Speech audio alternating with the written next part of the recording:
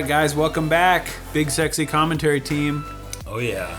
Here for the back nine, Jomez Productions, first round, Nick Hyde Memorial at Harry Myers. Yeah, we'll start off here on hole 10, which is I want to say it's another, I don't want to take your word, but a soft par 4.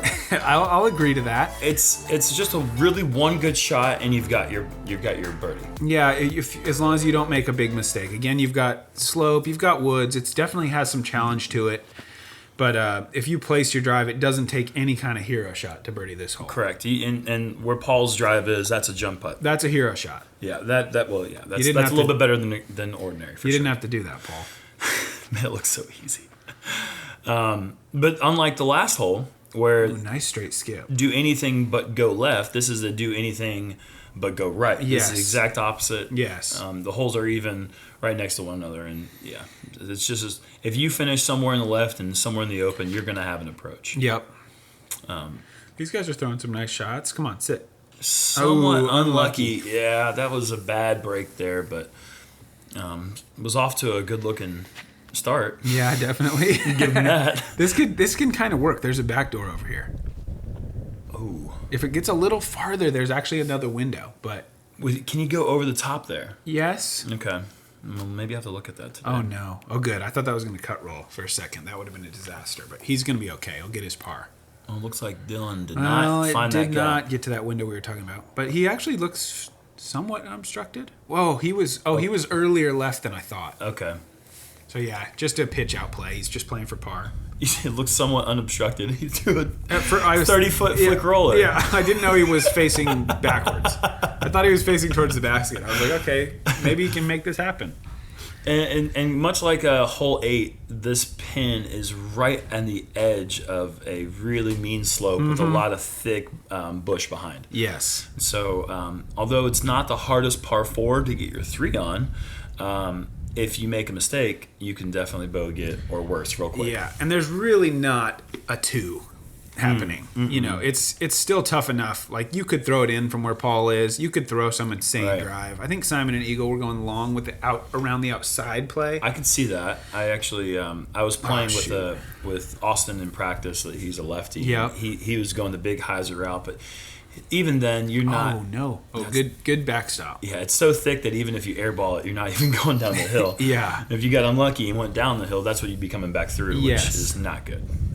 So an easy birdie here for Paul. But yeah, I agree. There's not really a superhero route. There's a hero route. Yep. But there's really not that much of a reward. Not too much. No. It's not going to get you anything off of just a well-placed 300-foot shot. Right.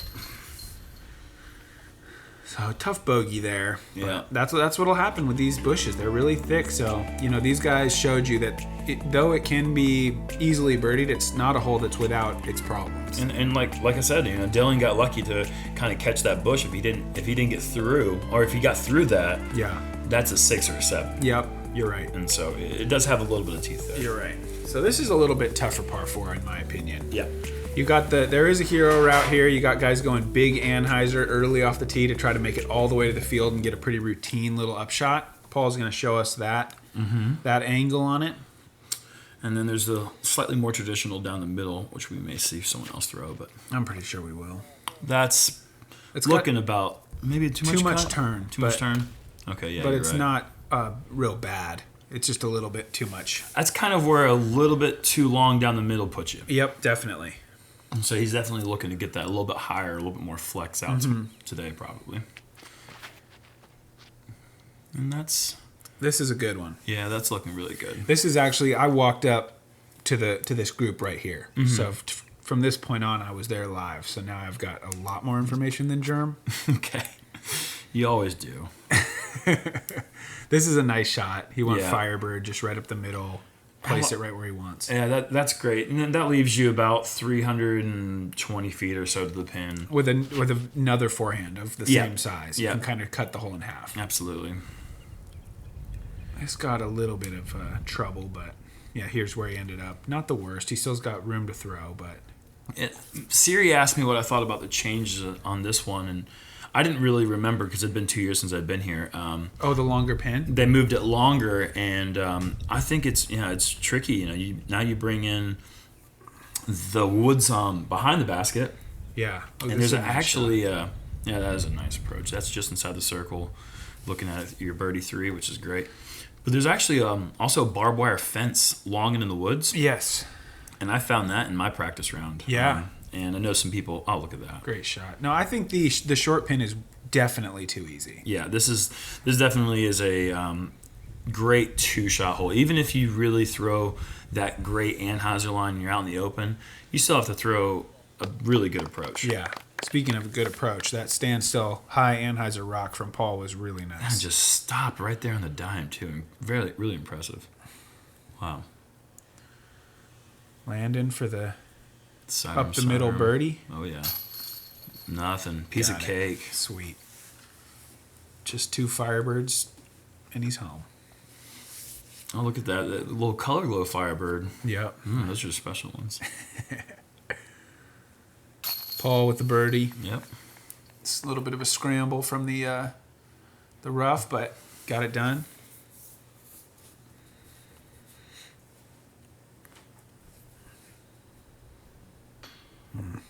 Ouch. Just didn't quite get the nose up. Yeah, putting into a headwind. Man, that has been an interesting battle lately for me. It's so tough.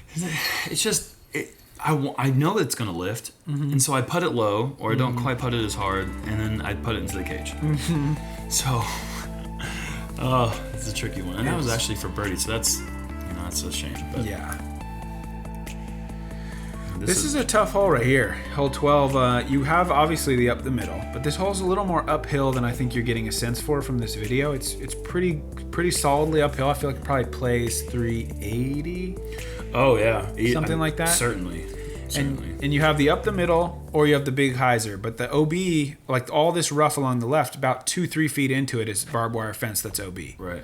So it's kind of a lucky thing. If you go over there, you need to get a little luck to stop you. That's a little bad luck there. Paul kind of his disc wouldn't come off of going right for that one blocker tree. How are you playing this one? I go big hyzer. Okay. Yeah, so I threw 4 practice shots on this one. I threw up the middle, up the middle, up the middle, up the middle. 4 Thunderbirds. And I was inside the circle every single time. So naturally, I got to this hole and threw the big hyzer. Nice. And threw it out of bounds and missed my putt. I threw the big hyzer and it got carried by the wind, and I was sure it was going to be out of bounds. Yep. And then it was inbounds by 1 foot, caught in the very top of a tree. Oh, that's... And that is how you do it. That's how you draw it up, folks. And one thing you cannot really get a great feel for from the tee is how much that wind is blowing. You're kind of down there protected, and when you get that disc above the tree line, you really start sailing. Like you said, yours... You got to throw it really wide if the wind is prevailing to the left. Yeah, and I think it typically is from what I've seen. So...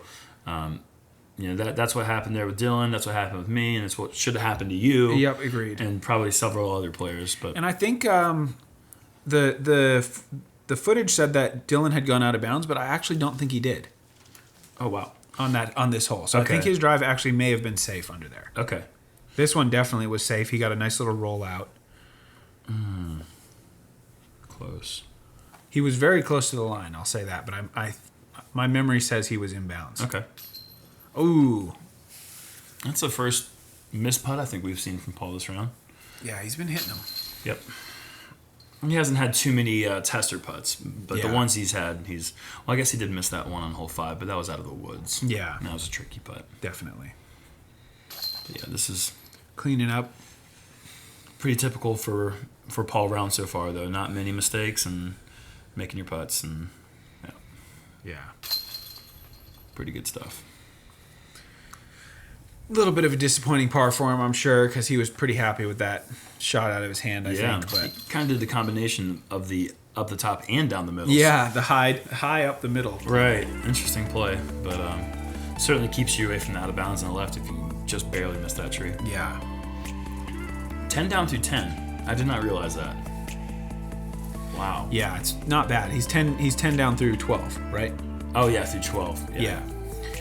This one is a kind of just a little technical disc golf hole, like a lot of holes you're going to see all over the country. Just slightly uphill, kind of low ceiling with all these little trees. You got a lot of routes you can choose, and then beyond those banners is out of bounds. I think it's what makes Harry Myers fun, is that you have, that's an interesting route. I haven't seen anyone try that one yet. Yeah, he likes this kind of Anheuser flex thing. Okay, that's interesting. But yeah, Harry Myers is kind of sprinkled with the really long, difficult par fours, and then you have these little technical shots, like really kind of intermittent throughout the whole course. This one was parked. Beautiful shot. Yeah, that's textbook. But yeah, I totally agree. I think Harry Myers is one of the most well-rounded, like, variety courses we get to play. Yeah. Where you kind of get a little taste of all these different styles of golf. Right. And these this is an ace run. I remember. I thought he hit this. Oh no, he just sails over the wall. I thought he there. made it for a second. He went right past the chains. Oh man, that was a great looking toss there, and just happened to just barely sail over that wall. But you step up to these par threes. I mean, this one's 222 feet, and it's right there in front of you, and there's 3 great gaps, and you really gotta make this hole. And look at that. Dillon time. He knows. Ooh, look at that. I think it was going in either way. That was going in either way. No doubt about it. He blasted through that. That was sweet. Yeah, that's great. Yeah, when you step up to... what? Oh, my gosh. No. I couldn't believe it. Oh, my Just went right through the basket. Unbelievable. And this one isn't a whole lot better, honestly. That was brutal. What is going on hole 13? You got Dillon making it from 65 and 2 back-to-back spin-outs. He took all the love. Well, I guess he did. Oh, man. Yeah, the Paul's was a real shocker. Straight through the basket. Yeah, that's... Yeah, give that basket a little tug. He'll learn his lesson next time. Oh, man. Yeah. That was a heartbreaker. But... we got another kind of similar hole on the next one.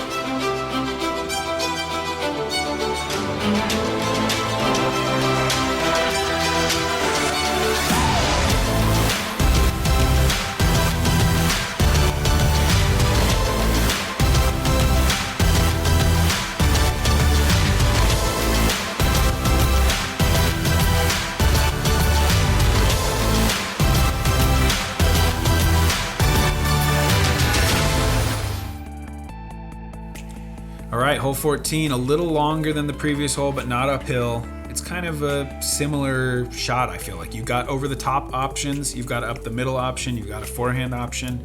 Again, the OB runs along the whole way on the left. Yeah, this is one of the, I don't know how many they have, but maybe like 6 or 7 par threes that are all, maybe 6 of them that are inside 300 feet, and each one of them you're stepping up and you're saying, I got to get it.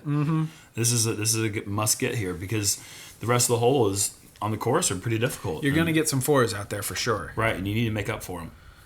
Here we go, Dillon. Oh, and he goes the high wide. That's part. That's beautiful. Yeah. Nice little FollowFlight shot there.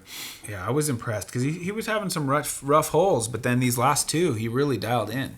I think that high route right there that Dillon threw kind of scares me a little bit. Oh, look at that. He's out of bounds. I know. I couldn't believe the anti-skip there. Wow, that's really unfortunate. It just went straight left on a forehand. Really weird. I was wondering if anyone would take this route, the big high hyzer. Last year, Simon hit the top of the basket. Oh, that doesn't in the final round. He threw it up there and it just came down and smashed on the top of the basket. Typical European hyzer. Yeah, absolutely. Oh, whoa. And I got away from Landon a little bit. I'm not sure what happened there. It must have slipped out of his hand a little. Yeah, that happens sometimes. Actually, not that probably bad of a fall down there. 50 feet, yeah. You got to look at it still. But, going back to Dillon's tee shot, he had the high shot, which kind of scares me because the limbs kind of hang down there and make it difficult to go through that gap. You really have to throw it perfect to get through that, and he did. He parked it. Absolutely, yeah. I go a little bit lower. Yeah, I try to avoid those limbs if I can. I'm going to say if Paul has a least favorite hole at Harry Myers, it's this one, because I've seen him go out of bounds an insane amount of times. Yeah, this hole kind of has his number for some reason. He used to throw the backhand over the top and the wind would blow it out of bounds. Now he's changed to the forehand. He's getting crazy anti-skips and going out of bounds. Yeah, man. So this hole is kind of not his best friend. You think that if he steps up to the hole and he's thinking about the history that he can control his destiny with his thoughts? Like, I don't like this hole, and then he throws a shot and then it counter skips out of bounds. I think a positive attitude is a good thing. Yeah, and I'm not going to go as far as to say he's not. I think he's still. He would have to go out of bounds 100 straight times before he would walk up and not think he's definitely birdieing. You know, like because that hole is absolutely in his wheelhouse. Yeah. But yeah, he's just had some kind of rotten luck. So here's a par 3 that there's actually, believe it or not, there's actually a couple routes. And by that I mean you're going to see a lot of people throw the low skip or the high kind of stall. Yep. But there actually is a backdoor over the trees to the left sidearm / lefty hyzer route. And I am going for that. Did it work? It did. Nice, because I'm thinking about it, but I haven't quite made the jump. Yeah, just what scares me about this hole for the backhand is kind of what Dillon did there. It's a touchy shot, but you still have to kind of really commit and throw a pretty solid, I'd say probably fairway driver or mid-range of some sort. Nice little roll there for Paul. You just got to teach me how to do that. Throw it about 33 feet away and have it roll to about 12. That's one I'm still learning. But that's right there. That's textbook. And look at that. See, if Paul had taught him how to throw it better, maybe his skip would have gone to the basket instead of rolling. Yeah, that's to the edge of the circle. You can't give away all your secrets. Yeah, I agree with that. And that's looking really good. Yeah, perfect. Really, really good. Oh, man. Super part. Yeah, Landon. Good bounce back after the last one.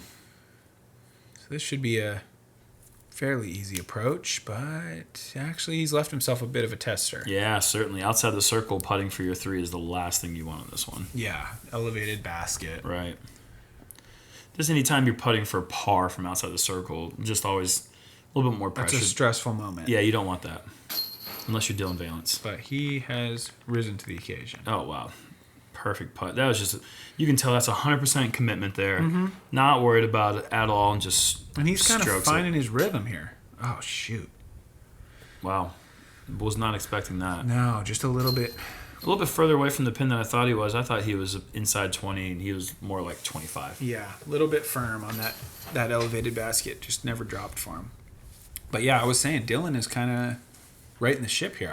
I was impressed by the holes he was stringing together. Yeah. Couple of really good putts to get that going, that momentum flowing for you for sure. Absolutely. And this next one is one of the. I think this is the hardest hole in the course, in my opinion. I mean, for me, it's the tee shot's so difficult to land where you want to, and even when you do land it where you want, the green is really guarded. Look at it. I mean, yeah, and every one of those cedars is grown all the way to the ground. So if you're in it, you could be, if you're on the back side of it, if you're 30 feet away, you still might take 2 shots, you know, 2 to 3 shots. I can attest to that. Yeah, so it can be bad. But yeah, the play is just kind of, for most people, is going to be this big anhyzer and just kind of try to glide over that first wall. Wow, that was a great looking tee shot.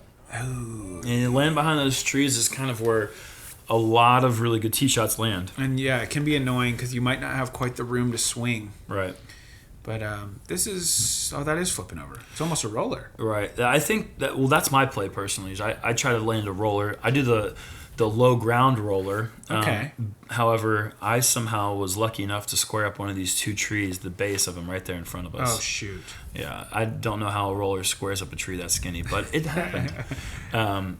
But yeah, I think the best play, for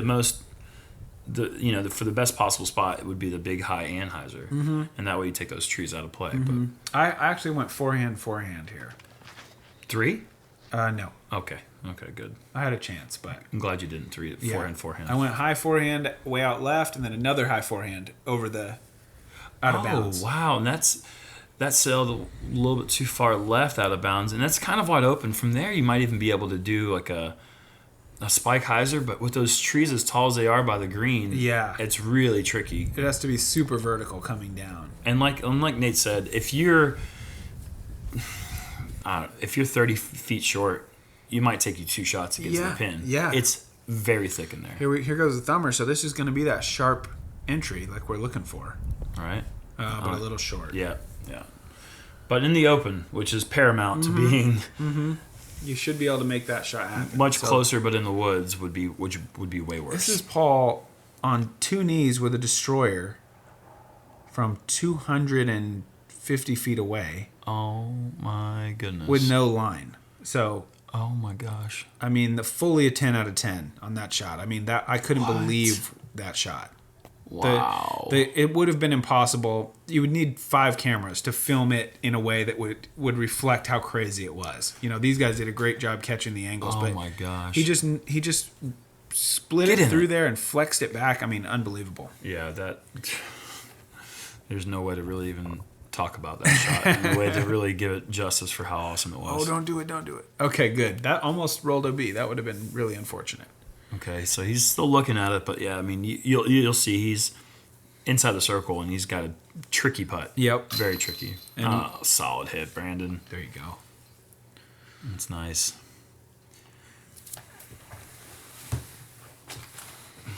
Yep. So here's Dillon. Had to go down to a knee. It was that much stuff in the way. Yeah, and he still hit something. I think his putt was looking like it was the right height and just kind of got a little nick. And yep. Yeah, it's just you got to stay in the open.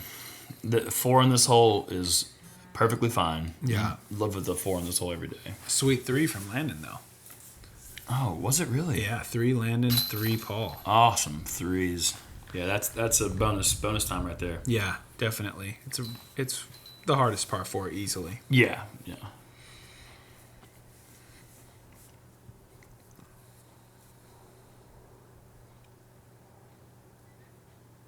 Dillon got it. There you go. Yeah, bogey's not what you want. Certainly, I mean, a 4 is a good score, but a 5 feels really bad. Yeah, because it's just not that long of a hole. You know, to 5, you just have to involve those trees. Right. If you don't involve the trees, you've got a 4. Correct. And this is a big one. This is a fun shot. We finally get to, you kind of get a hint of it maybe on hole 4 if you want to go the big Anheuser shot, but here you actually get to rip one unadulterated, almost no risk. The only really risk is that there's out of bounds right. Yeah, and I love this. We used to play a shorter pin here too. Yeah, I love this longer pin. Yeah, they called it a par 5 when it was about 100 feet shorter, and it really wasn't a par 5. And now it's so protected in that little cove. Yeah. It's hard to put it in a spot. It's hard to throw a distance driver down in there and get it to stop. Right. Yeah, it's very difficult. From my practice rounds, when I had a really great tee shot and I was far off the tee, my approach was maybe 380 to 400, and it was a very difficult 380 to 400 to throw. Yes, definitely. With the out-of-bounds lake down to the right once you get up by the pin. So this is a good drive into the headwind. Paul got the flex on that just right. Yep, that's going to put you in position for your shot at Eagle 3. But he's probably over 400 from the basket. Yeah, with this headwind, it was hard to get that maximum flight. Yeah, and I was really worried about going out of bounds. Just trying to throw my destroyer into that headwind, and I just worried it's going to roll over. Nice little nose angle there to get full flight there from Brandon. Yeah, that's nice. And I guess there's 2 risks. I said there's no risk besides going right. There is a big risk going left. Way left is a bad problem. If you stall up and you finish left, kind of like Landon did, he kind of got lucky to land in the opening. Yep. If you finish too far left, you can lose a disc. These pines are no joke out there. They're thick. Yeah. And you could stick up in a tree 20 feet high and never find your disc again. Yeah. And with trees like this, like on a short hole, you might be able to recover if you go in a thick tree. On a 900-foot hole, you're gonna be in a tree and you're gonna get a nice little 150-foot pitch, and there goes your birdie. If you have to waste a shot on a hole this long, it's over. And you're almost having to play it for eagle just to get your par at that point. Because you're laying up a shot. Yep. I mean, it's going to be, you really want to just stay in the open, which is pretty fair. Yep. You can see it's ample, but that was a nice play there. With that wind blowing as much as it was yesterday, I saw a couple shots on my card were going left, and I'm sure several more were as well. Yes, definitely. Because you get scared of that out of bounds. It's pretty easy to just sail it up in the wind and it'll carry away. Yeah, totally. I think we're going to see, Paul here is... This is a good shot for Eagle here. Let's see what he can pull. He's going Overstable Destroyer on an Anheuser. Okay. Which is crazy to me. But just avoid those on the right, and you're just, oh my gosh, long again. Yeah, and it's like I just don't have, like, I don't know about you, but My destroyer would have to be so overstable before I could rip an Annie at the water. Into the headwind. Into the headwind. You know, I was really impressed by that because he just went Annie into it. Right. And the flag looks dead there because it's in that little cove, but check out Landon's hair. I mean, you can see that headwind blowing. Wow. Well, maybe when you have hair like that, it just always blows. That's maybe possible. It's just always fluffling. It is probably, but I can that. also say there was a headwind. I mean, I'd like to think that if my hair were that long and luxurious, it would just be constantly flowing. Yeah, and there's only one person that can make that decision. You know, it's not about, you don't have to be blaming other people. There's only one man here who can make that happen, and I'm sitting next to him. Oh, man. That was looking really nice golly, you get off the edge here. I tell you what, Harry Myers is unforgiving. The rough throughout the course is not really kind. And this tree, straight in the middle of the frame, this green one, it has 3-inch thorns. Yeah, that's not fun either. This tree he's under. That tree will kill you. If you ran into that tree at full speed, it'll kill you. Oh, goodness. Here's Paul's eagle putt. He makes good. That's a no-doubter. Oh, man. It's his second comeback eagle putt of the round. What a jerk. I know. So annoying. When are my eagle putts coming? No, it's not annoying. It's awesome to watch. Oh shoot. Landon. Oh, dang it.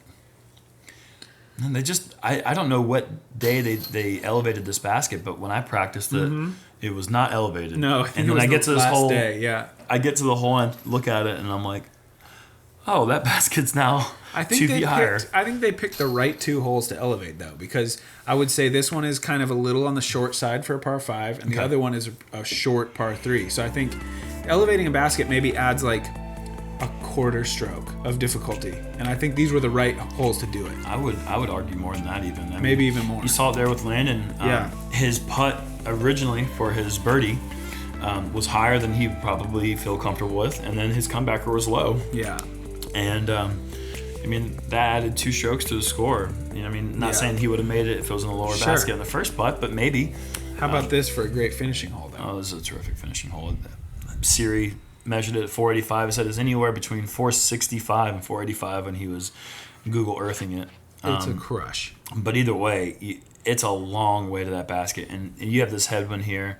If you can keep this thing on a plane without turning over and without hyzering out and getting near the basket in this hole, what a great finish for a 2. Yeah.